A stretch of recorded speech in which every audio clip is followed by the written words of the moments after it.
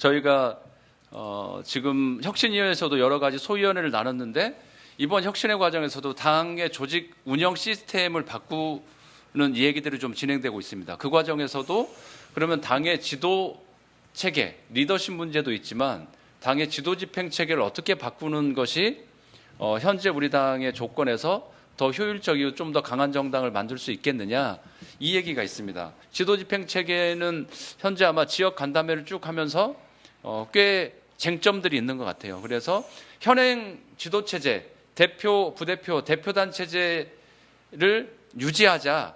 그리고 좀 더 다른 변화들을 가져와야 되는 거 아니냐, 강한 리더십으로 더 돌파해야 되는 거 아니냐, 이런 의견 하나.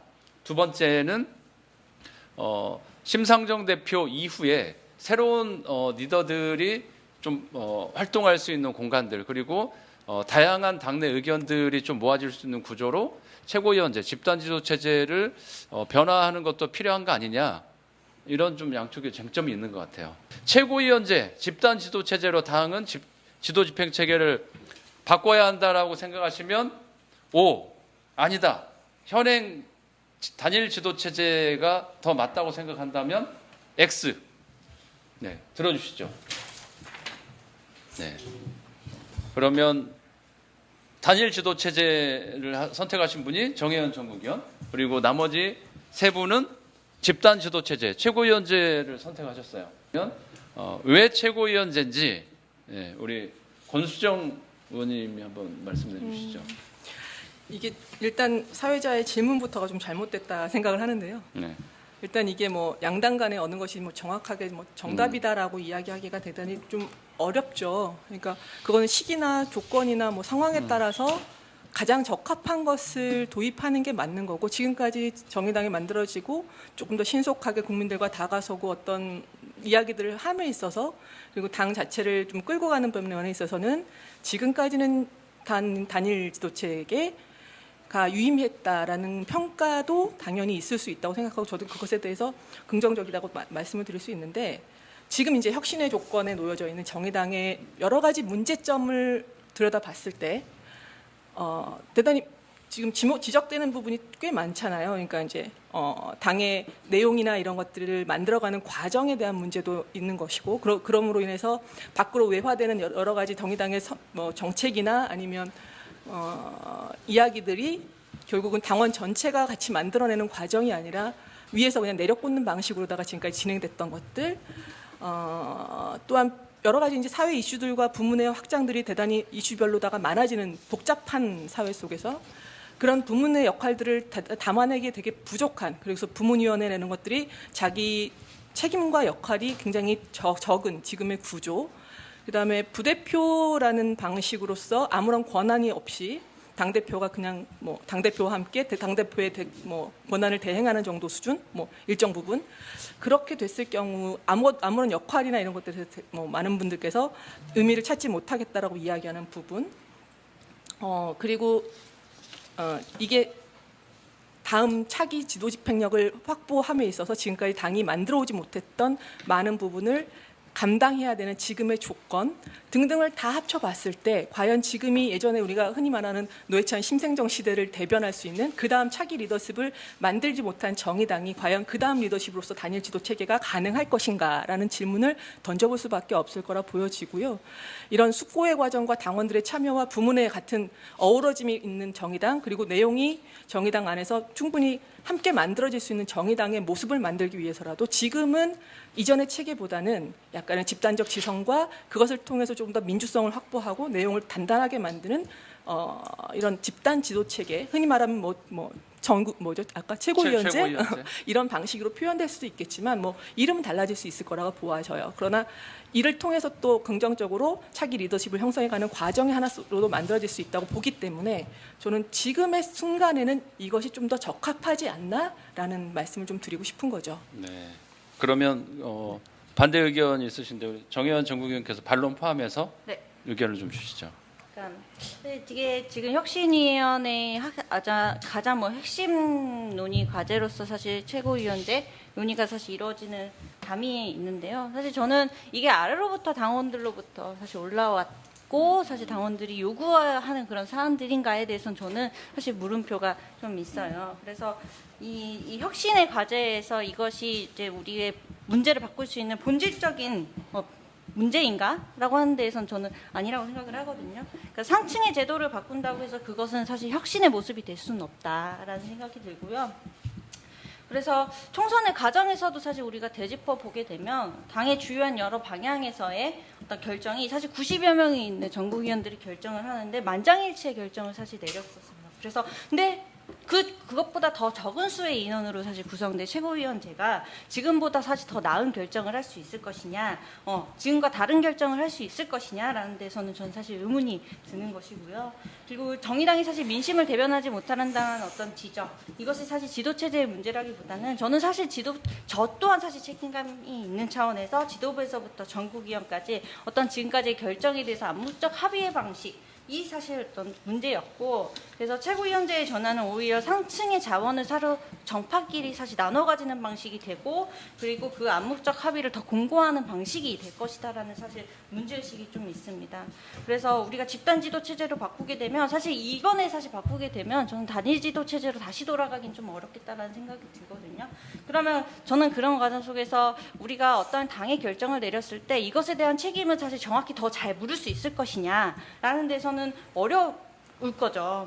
그래서 지금의 시도당 위원장 지역위에서 뭐 상배 결정이 누구냐, 이 책임이 누구가 있냐, 대표단이 누구냐 하는 것으로서 어떤 책임 소재가 분명해지는 것이 있는데 드러나고 있어요. 제가 부대표를 했을 때도 당대표가 어떤 결정을 했을 때 이것이 사실 대표단, 부대표 사실 함께 책임을 갖게 되고 함께 결정을 하고 함께 책임감을 가져가게 되는 구조였는데 우리가 지금 최고위원제가 된다면 어떻게 책임을 물을 수 있을지, 그리고 몇 명이 될지는 모르겠지만 이 결정들에 대해서 각 정파끼리 사실 나오시는 분들이 있을 것이고 이런 것들에 대해서 누구에게 물을 수 있을지 저는 사실 아무도 모를 거라고 생각을 합니다. 그래서 이렇게 사실 의견 그룹도 사실 우리가 공개적으로 드러내지 않고 있는 상황 속에서 책임도 물을 수 없다면 절대 우리가 앞으로 개혁의 기회, 우리 당을 혁신할 수 있는 기회조차 사실 갖지 못하게 된다라는 생각을 합니다. 네. 네.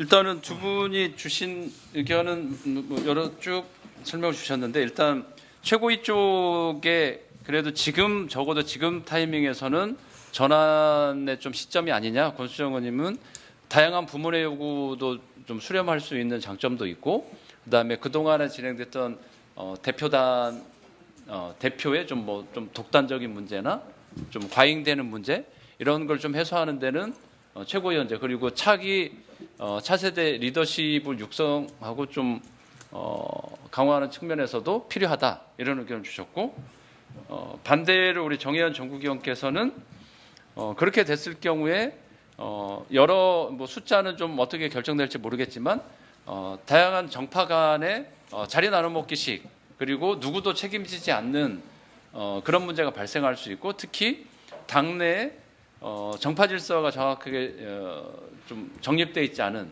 그러니까 공개되지 않은 조건에서 더욱더 책임의 소재가 불분명해지는 문제가 발생될 수 있다. 그래서 그럼에도 불구하고 대표단 체제, 현재 단일지도 체제가 좀 더 낫지 않겠냐 이 의견이신 거고, 그러면 양쪽의 질문 하나 더 드릴게요.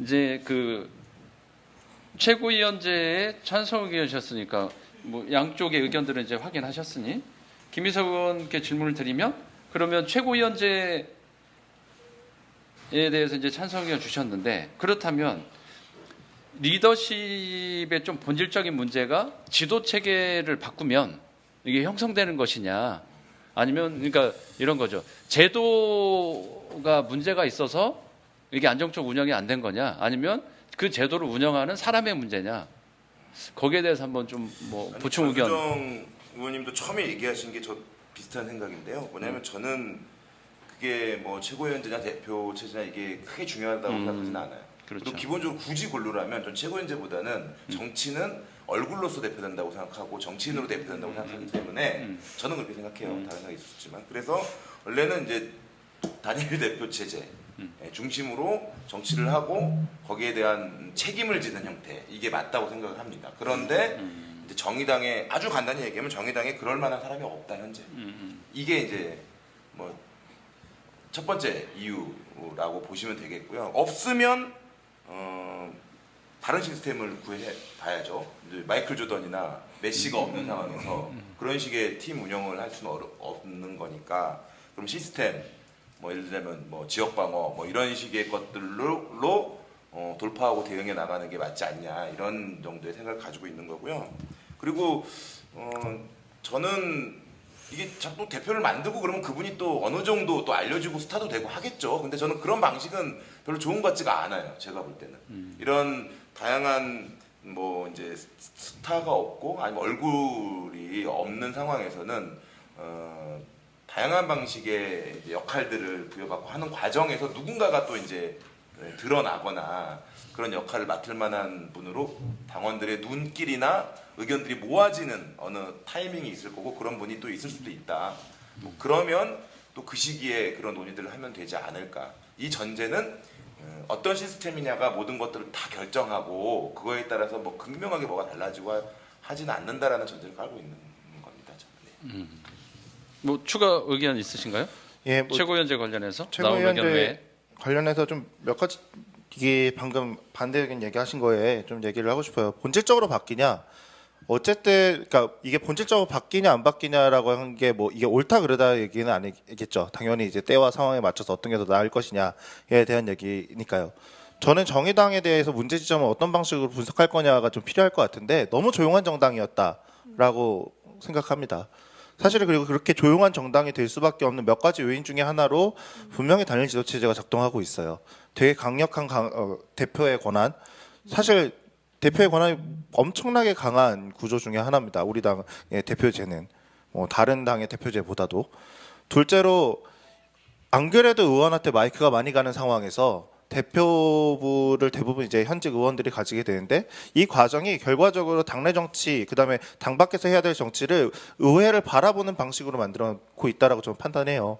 그러면은 지역에서는 그냥 의회에서 좋은 법안 잘 통과시키고 뭐가 세게 붙었으면 거기 같이 참여해야 되고 만 남는 거예요. 결과적으로 더 다양한 얘기들 그다음에 우리가 다양한 논쟁들이 있었죠. 지난 4, 5년간 그 논쟁들을 공적 자리에서 어떤 방식으로 풀어놓고 얘기할 거냐 그게 조금 굉장히 정신없을 수 있다고 저는 생각해요. 근데 원래 민주주의는 본질적으로 좀 정신없고 지리하고 그다음에 하다 보면 속도 상하고 그런 거 아니겠습니까? 그러니까 그런 형태의 것들이 오히려 더 많아져야 된다. 되게 뭐 정파 얘기하시면서 숨어 있고 뭐 잘 보이지 않고 이렇게 얘기하는데 저는 공개적 자리에 올라와서 얘기할 테이블조차 별로 없었다고 생각해요. 많은 논쟁거리들을 공적 자리 안에서 갖고 와가지고 얘기할 수 있는 구조. 저는 그게 지금 단일 지도 체제보다는 최고위원제가 훨씬 더 적절할 것 같고, 그게 김희선 의원님이 방금 얘기하신 뭐 다양한 얼굴들, 다양한 의견들이 종합되면서 새로운 어떤 기회를 찾아서 얼굴이 되는 사람들이 만들어지는 일련의 과정들이 될 거라고 생각을 합니다. 그런 부분에서 현재 본질적인 문제를 바꾸는데 일정하게 중요한 요소이지 않을까라는 생각을 합니다. 네.